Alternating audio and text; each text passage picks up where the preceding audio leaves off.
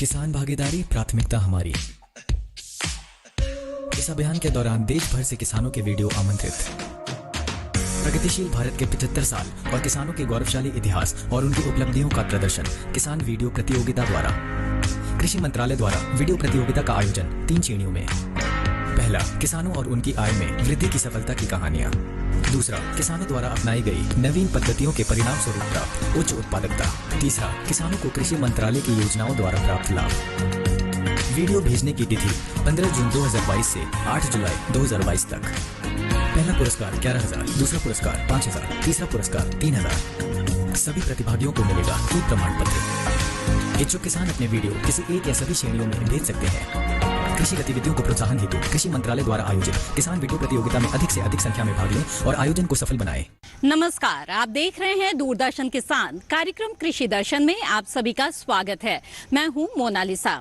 हमारे अन्नदाता किसान अपने खेतों में जी तोड़ मेहनत करते हैं ताकि हमारे लिए भोजन की कमी ना हो। ऐसे में किसानों को समर्पित कार्यक्रम कृषि दर्शन के जरिए हमारी यही कोशिश होती है कि किसानों के लिए तमाम उपयोगी जानकारी समेटकर हम इस कार्यक्रम के जरिए उन तक पहुंचा सके।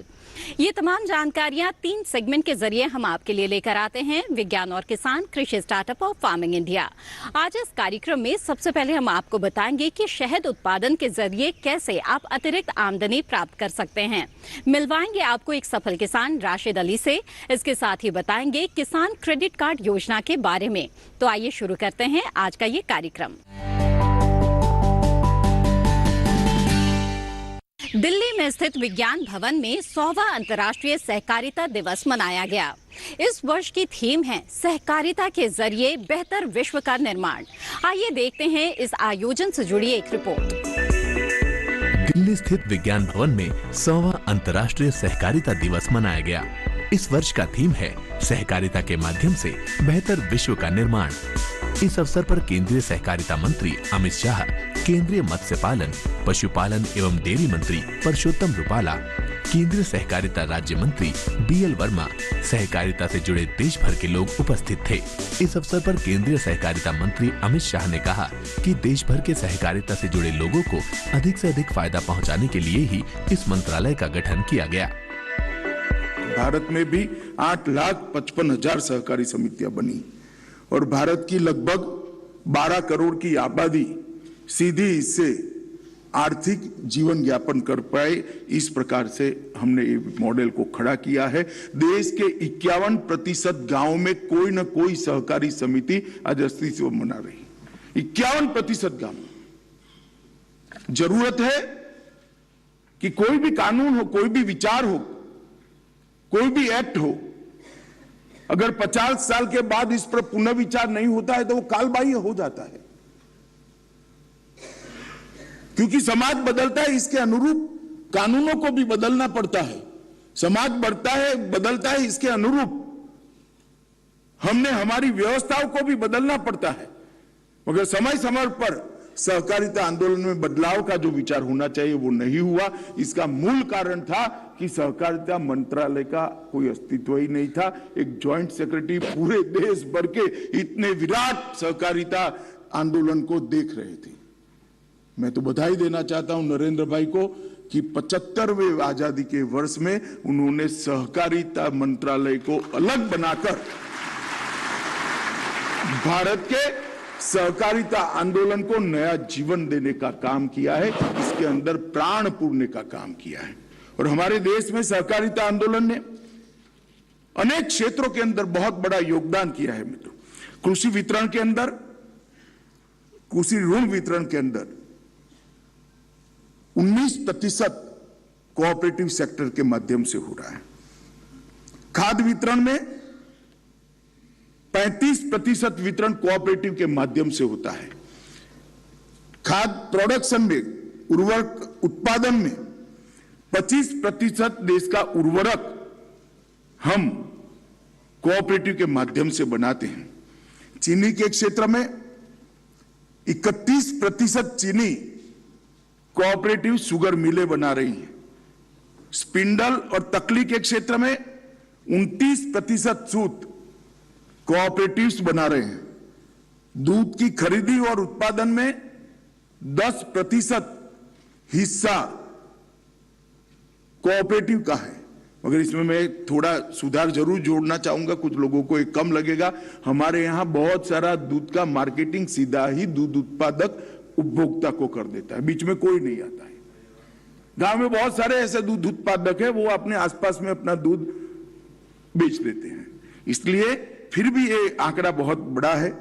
गेहूं की खरीदी 13% खरीदी कोऑपरेटिव सोसाइटीज करते हैं, धान की खरीदी 20% सोसाइटियां खरीदी कोऑपरेटिव सोसाइटीज करती है। आज 100वें अंतर्राष्ट्रीय सहकार दिन के दिन हम सबने सहकारिता के भारत में विराट स्वरूप को देखना पड़ेगा, समझना पड़ेगा और इसके आधार पर आगे बढ़ने का एक हमारा मॉडल खड़ा करना पड़ेगा।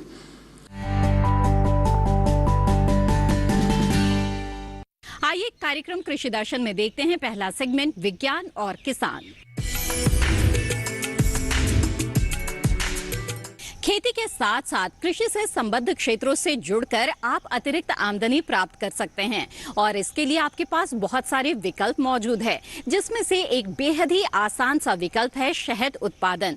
जी हाँ, मधुमक्खी पालन के जरिए आप आसानी से अपनी आमदनी बढ़ा सकते हैं। इसके लिए बस आपको प्रशिक्षण ले लेने की जरूरत है। प्रशिक्षण के साथ अगर आप शुरुआत करेंगे तो इस व्यवसाय से जुड़ी तमाम बातों की आपको जानकारी मिल जाएगी। आइए जानते हैं कि किस तरह से शहद उत्पादन कर आप अच्छी आमदनी प्राप्त कर सकते हैं। शहद को धरती का अमृत कहा जाता है। दुनिया भर में 9,92,000 टन के आसपास शहद का उत्पादन हो रहा है। भारत में करीब 33,425 टन शहद हर साल निकल आता है। शहद अपने आप संपूर्ण भोजन है। इसमें कार्बोहाइड्रेट की मात्रा 70 से 80% होती है। इसके अलावा ग्लूकोज, सुक्रोज और फ्रक्टोज भी पाया जाता है। प्रोटीन भी 1-2% है, जिसमें 18 तरह के अमीनो एसिड हैं। ये अमीनो एसिड शरीर में ऊतकों का निर्माण करते हैं और हमें स्वस्थ बनाते हैं।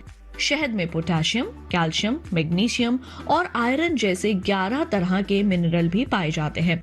यही वजह है कि 80% शहद दवा के रूप में इस्तेमाल हो रहा है। कॉस्मेटिक और कन्फेक्शनरी में भी इसका उपयोग तेजी से बढ़ा है। मधुमक्खियां फूलों पर मंडराकर शहद चुनती हैं।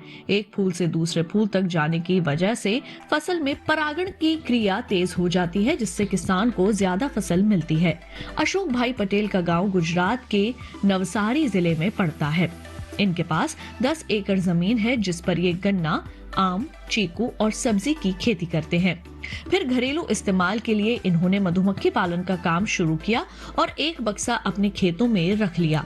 धीरे धीरे इन्होंने मधुमक्खी पालन को व्यावसायिक रूप देना शुरू किया और आज इनके पास 600 बक्से हो गए हैं, जिनसे 12,000 किलो तक शहद मिल जाता है। एक ही जगह पर साल भर फूल मिलना मुमकिन नहीं है, इसलिए किसानों को बक्से लेकर एक जगह से दूसरी जगह जाना पड़ता है। अशोक 5 साल से शहद उत्पादन कर रहे हैं। ये इस काम में इतने माहिर हो चुके हैं कि दूसरे किसान प्रशिक्षण के लिए इनके पास आते हैं। यही वजह है कि उन्हें कई तरह के पुरस्कारों से भी नवाजा जा चुका है। एक पुरस्कार तो मोदी जी के हाथों से ही मिला है। ये उस समय की बात है जब मोदी जी गुजरात के मुख्यमंत्री हुआ करते थे। अगर आप कम मेहनत में कमाई बढ़ाना चाहते हैं तो मधुमक्खी पालन अच्छा विकल्प साबित हो सकता है।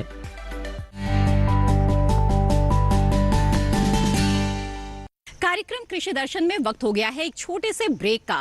ब्रेक के बाद हम आपको मिलवाएंगे एक सफल किसान से अगले सेगमेंट कृषि स्टार्टअप में। आप बने रहें दूरदर्शन किसान पर।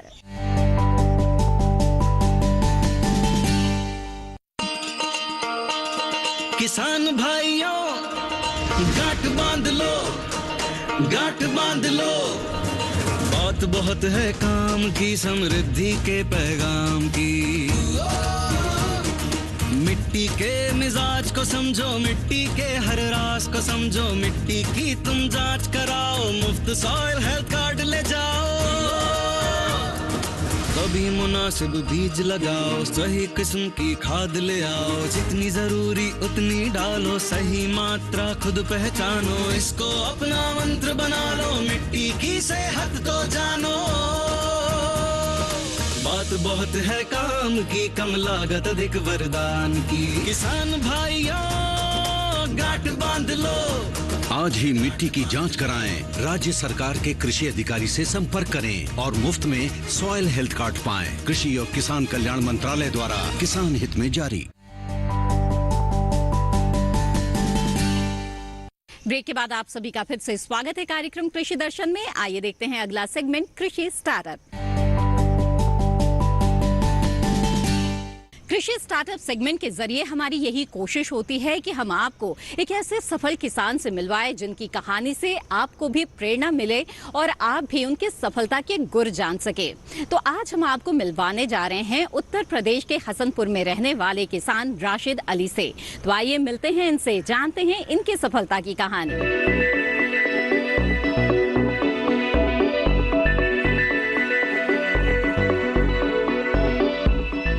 देश में तमाम किस्मों के फलों का उत्पादन होता है।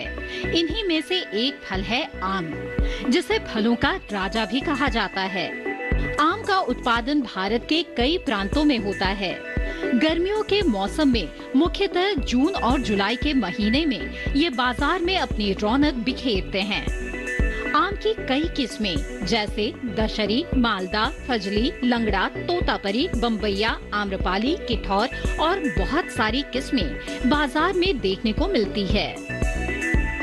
ये ज्यादातर लोगों का पसंदीदा फल है, इसलिए इसका उत्पादन भी बढ़ रहा है।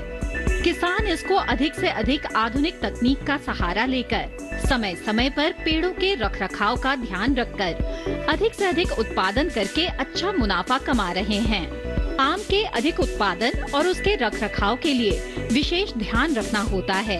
आम को पेड़ों से सावधानी से तोड़ना, उसको डिब्बों में पैक करके बाजार तक सुरक्षित पहुंचाना होता है, जिससे आम का फल बेदाग और ताज़ा रहे।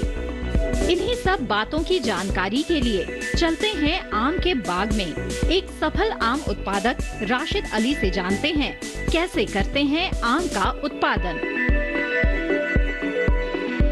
मौसमी फलों को जीवन के लिए वरदान माना जाता है। ऐसे में मौसमी फलों का रखरखाव कैसे करना चाहिए, उसका प्रोडक्शन कैसे करना चाहिए, आइए जानते हैं डॉक्टर राशिद अली जी से। सर, आपका बहुत बहुत स्वागत है। फलों की देखभाल के लिए सबसे पहले बाग जब खत्म हो जाता है हमारा, तो हम इसकी जुताई कराते हैं। जुताई कराने के बाद में इसमें खाद लगाना पड़ता है, जिससे कि मल्टी न्यूट्रिएंट्स होते हैं, कैल्शियम होती है, इनके लिए हम खाद डलवाते हैं पहले, और उसके बाद में फिर हम इसमें पानी चलवाते हैं। और ऐसे ही पानी जब तक ज़रूरत के तहत होता है चलवाते रहते हैं, 1 हो 2 हो 3 हो। फिर इसके बाद में जो है इसमें बौर आना चालू हो जाता है, और बौर चालू होने के बाद में पानी चलवाने के बाद में एक बार खाद और डाई लगानी पड़ती है हमें। उसके बाद में देखभाल करने के लिए फिर टैंकरों के जरिए हमें इसमें बौर को सही रखने के लिए, आम की फसल बनने के लिए इसमें धुलाई कराई जाती है। ये तो बाग का और फल का रखरखाव की बात हो गई, लेकिन इससे पहले ये होता है कि जब हमें फसल आती है उससे आने से पहले हम अपने ठेकेदारों को बुलाते हैं। वो लोग हमारे पास आते हैं और उन्हें फसल लेने के लिए वो हमसे बात करते हैं कि क्या करना पड़ता है। तो उसमें कुछ शराइतें होती हैं, जैसे जुताई हमारी होती है, धुलाई उनकी होती है, खाद हमारा होता है, और फिर उनसे जब सब ये बात होने के बाद में फिर हम 2 साल के लिए उन्हें हम अपनी ये फसल बेच देते हैं। उसके बाद में जो होता है वो हमें इसकी देखभाली करते हैं और हम इसके जरिए में हमें आम खाने को मिलते हैं। सर, अभी जैसे मौसम है आम का, तो आम की तुड़ाई किस प्रकार की जाती है, और मान लीजिए तुड़ाई के वक्त में कितने आम होते हैं जो गिर जाते हैं, तो उन आमों का क्या किया जाता है? देखिए, जो आम गिर जाते हैं या इससे पहले तोड़ने से पहले आंधी आती है, तो वो भी आम बहुत छोटे होते हैं। उसके लिए जो ये बगौती होते हैं जो हमसे लेते हैं, ये इन्हें इकट्ठा करके मंडी में बेच देते हैं, और जैसे अचार बनता है, बड़ी बड़ी कंपनियों का होता है, ये उस चीज़ में इस्तेमाल किए जाते हैं। अब रही बात ऐसे तोड़ाई के लिए कि जब आम तैयार हो जाते हैं तो ये ठेकेदारों के पास जो व्यापारी होते हैं, जो लोग बाहर के होते हैं, वो लोग आते हैं। आने के बाद वो लोग जो हैं इनसे तय करते हैं कि भाई कौन सा आम है, किस भाव है, क्या है, तो वही अपनी लेबर लेके आते हैं। और उन लोगों के पास ऐसी डंकियां ऐसी होती हैं जो आम गिरता नहीं है, वो उसी में हो जाता है, और इसी हिसाब से उनके रेट तय हो जाते हैं भाई किस हिसाब से होता है। तो उन्हीं की लेबर होती है, वही तोड़ते हैं, वही पैकिंग करते हैं। इन्हें उसके हिसाब से जो भी वेट होता है उसके हिसाब से पेमेंट के हिसाब से, वेट के हिसाब से पेमेंट हो जाता है। सर, अगर बात करें आम के उत्पादन की, तो आम का जो उत्पादन है वो किस प्रकार किया जाता है? देखिए, उत्पादन के लिए सबसे बड़ी बात जो होती है वो मौसम का होता है। अगर मौसम इसके फेवर में होता है तो आम की फसल बहुत बढ़िया होती है, क्योंकि जब यह मौसम आम का आता है उसी दौरान जो है फसल होती है गेहूं की, उस दौरान आंधियां बहुत आती हैं, तूफान बहुत आते हैं, तो इतना आम होता है कि पेड़ तो नहीं रोक पाएगा, तो उतना ही आम रुक पाता है जितना पेड़ की वजह होती है। तो कभी आंधी और तूफान चलने में भी ये जो है आम गिर जाता है ज़्यादा, जो गिरता है ये लोग उसे पाल में लगा लेते हैं, तो कभी ये उसमें बिक जाता है, बाजार मार्केट में मंडी में ले जाके जो रेट होता है उस हिसाब से ये बेच देते हैं। ये तो सीजनल आम है, मौसमी फल है, 6 महीने होते हैं, लेकिन उसके बाद में किस तरीके से कमाई होती है आपकी, किस तरीके से चलता है? हमें जो इसकी देखभाली करनी है, रख रखाव करना पड़ता है। जैसे मैंने आपको पहले बताया कि जुताई होती है, धुलाई होती है, खाद होता है, फिर टैंकरों से स्प्रे होता है। अगर मौसम गर्म है तो उस हिसाब से देखी जाती है, ठंडा होता है तो उस हिसाब से जो भी होती है। फिर फंगस आ जाता है, कभी कभी चैपा आ जाता है आमों पे, जब फसल तैयार होती है, आम तैयार होता है, तो उस सब के लिए कीटनाशक जो भी दवाएं होती हैं वो सब लगाई जाती हैं कि जिससे कि आम ये गिरे नहीं, रहे और साफ रहे। जब आम को पेड़ से तोड़ा जाता है और बाजार तक पहुंचाने तक का जो प्रोसेस है उसके बारे में हमें बताएं। देखिए, इनका तोड़ने का एक सिलसिला यही है कि जो भगवती हैं, ये फसल जब बेची जाती है तो ये व्यापारी लोग आते हैं, इन्हीं का सब होता है तोड़ना। ये अपने साथ लेबर लेके आते हैं, इन्हीं के पास इंस्ट्रूमेंट होते हैं तोड़ने के, इन्हीं पे पैकिंग का होता है। 25-20 किलो की जो क्रेटें होती हैं, सब इनका अखबार होता है, रद्दी, कारबेट, सब ये होते हैं। ये लाते हैं और कच्चा ही तोड़ते हैं, क्योंकि जहाँ इन्हें भेजना होता है आगे, जैसे आपके दिल्ली जाता है, बिहार भी जाता है, कलकत्ता भी जाता है, तो ये सब लोग इस हिसाब से तोड़ते हैं कि 2-4 दिन के हिसाब का मार्जिन लेके चलते हैं, जो कच्चा ही तोड़ते हैं। और तोड़ने के बाद यहाँ से ले जाते हैं बाय ट्रक, ये अपना लगता है इनका सारा सामान, और जहाँ जहाँ जिस मंडी में जाता है तो वहाँ ले जाते हैं, वहाँ ये सेल कर देते हैं। लेकिन आजकल ये हो गया है कि इन लोगों को हमें ज़रूरत नहीं पड़ती हम लोगों को वहाँ जाने की। अब जो भी सब होता है वो सब लोग यहीं आ जाते हैं और अपनी पैकिंग, अपनी लेबर सब तोड़ के और यहीं से चल जाता है, हम लोगों को कहीं जाना नहीं पड़ता है। सर, अगर बात करें आपकी एजुकेशन की, तो BSc, फिर MD और अचानक से किसान, कैसे, उस सफ़र के बारे में हमारे दर्शकों को बताएं। देखिए, मेरी बेसिकली एजुकेशन जो है वो यहीं हसनपुर से एक सुखदेव इंटर कॉलेज से हुई है। उसके बाद में मैंने BSc के लिए अप्लाई किया था और वो चंदोसी हमारे पास पड़ता है, वहाँ गया। फिर वहाँ से कुछ ऐसे सर्कमस्टांसेस बने कि मेरा MBBS में किर्गिस्तान एक बिश्केक जगह है, वहाँ एडमिशन हुआ। वहाँ से कंप्लीट करने के बाद में घर वापसी हुई और आने के बाद में फिर फादर के साथ क्लिनिक चलाते हैं हम। उसके बाद में फादर के जाने के बाद में फिर हम ये सब अपना बाग का देखना, रख रखाव करना हमारे ऊपर आया। तो सब इसे मेंटेन करने के लिए जो टाइम टू टाइम इसकी ज़रूरत होती है, खाद, पानी, जैसे मैंने पहले भी बताया आपको, और धुलाई का, पानी का चलाना, सब चीज़ का देखना, मेंटेन करना है। फिर इसमें आना पड़ा और तब से लेकर अब तक इसे ही मेंटेन करे चला रहे हैं हम। सर, जो हमारे किसान भाई बहन हैं, उन्हें क्या संदेश देना चाहेंगे? अगर आप पे जगह है तो देखिए, खेती है आजकल, अगर आप कोई भी चीज़ हो, फसल हो, आम है, धान है, गेहूँ है, अगर आप इसका उत्पादन करेंगे, इसकी देखभाली करेंगे, तो देखिए इससे ही सबको लाभ मिलेगा। सब जगह ये आज की आम जिंदगी में ज़रूरत है खाद की, पानी देंगे फसल के लिए। गेहूँ आ रहा है आपका, धान है, जैसे आम है हमारी, हम आम की देखभाली करते हैं।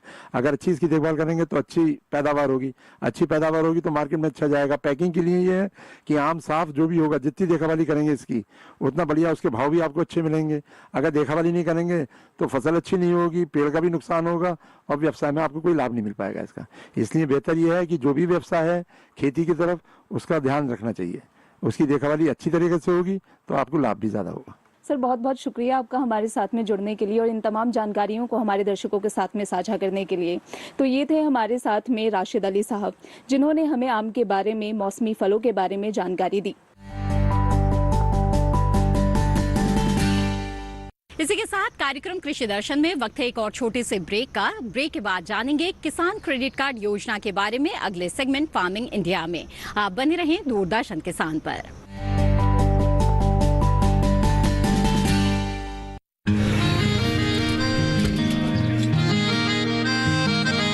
क्या बात है भाई, आजकल तो काफी खुश नजर आ रहे हो। क्यों ना हो, अब मैं ऑर्गेनिक खेती जो कर रहा हूँ ये पूरा प्राकृतिक है, ऑर्गेनिक है।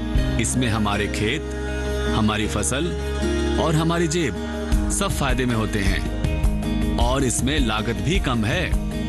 जी हाँ, आप भी ऑर्गेनिक खाद का प्रयोग करें, अपनी फसल और मिट्टी को तंदुरुस्त बनाएं और आपकी आमदनी में इजाफा करें। अधिक जानकारी के लिए किसान call centre toll free number 1800-180-1551 पर कॉल करें और लॉग ऑन करें kisan.gov.in और farmer.gov.in। कृषि और किसान कल्याण मंत्रालय द्वारा किसान हित में जारी।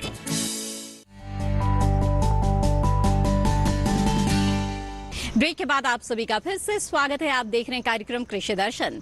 आइए देखते हैं अगला सेगमेंट फार्मिंग इंडिया। केंद्र सरकार की लगातार ये कोशिश चल रही है कि किसानों की आमदनी बढ़े और वो आत्मनिर्भर बने। इसके लिए कई तरह की योजनाएं चलाई जा रही है जिनका किसान आसानी से लाभ ले सकते हैं। इन्हीं में से एक महत्वाकांक्षी योजना है किसान क्रेडिट कार्ड योजना। आइए जानते हैं विस्तार से इस योजना के बारे में।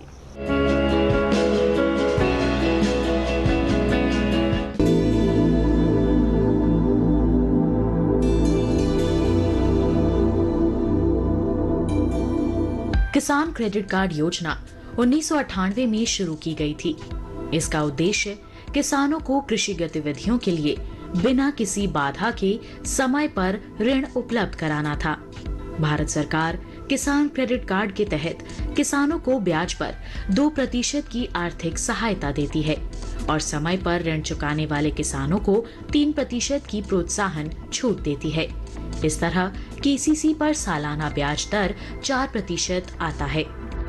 सभी योग्य किसानों को उनके कृषि कार्यों के लिए आसानी से और समय पर कृषि ऋण प्रदान किए जाएं, ये सुनिश्चित करने के लिए सरकार ने किसान क्रेडिट कार्ड योजना शुरू की। इसका उद्देश्य किसानों को कृषि के लिए उत्पादक सामग्रियों जैसे बीज, उर्वरक और कीटनाशक आदि खरीदने के लिए सक्षम बनाना है। सरकार ने किसानों के हित में बड़े कदम उठाते हुए 2019 में केसीसी में ब्याज दर में आर्थिक सहायता का प्रावधान शामिल करते हुए इसका लाभ डेयरी उद्योग समेत पशुपालकों और मछली पालकों को भी देने की व्यवस्था सुनिश्चित की है। किसान क्रेडिट कार्ड के दायरे में किसानों को लाने के लिए फरवरी 2020 से एक विशेष अभियान चलाया जा रहा है। वर्ष 2012 से केसीसी योजना को और सरल बनाया गया है। इसके तहत लाभार्थियों को एटीएम सक्षम डेबिट कार्ड के प्रावधान सहित एक बार में दस्तावेजीकरण की सुविधा, सीमा में निर्माण लागत में वृद्धि और सीमा के भीतर कितनी भी संख्या में निकासी आदि की सुविधाएं दी गई हैं। सार्वजनिक क्षेत्र के बैंकों और नाबार्ड से प्राप्त सूचना के अनुसार इस अभियान के तहत 29 जनवरी 2021 तक देश भर के किसानों को 1.76 लाख करोड़ रुपए की खर्च सीमा के साथ 187.03 लाख केसीसी स्वीकृत किए गए हैं। किसान क्रेडिट कार्ड की वजह से किसान अपनी फसल का बीमा भी करवा सकते हैं, जिस किसी भी कारण से अपनी फसल नष्ट होने पर उनको मुआवजा भी दिया जाता है, जैसे बाढ़ की स्थिति में फसल का डूब के नष्ट हो जाना या सूखा पड़ने पर फसल का जल जाना आदि सुविधाओं में यह किसान क्रेडिट कार्ड बहुत ही ज्यादा काम आता है। इसकी वजह से किसान लाभ उठा सकते हैं।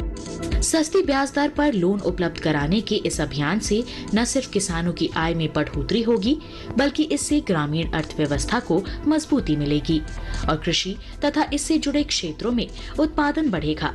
साथ ही हमारे देश के लिए खाद्य सुरक्षा सुनिश्चित करने की दिशा में भी इस मुहिम की विशेष भूमिका होगी।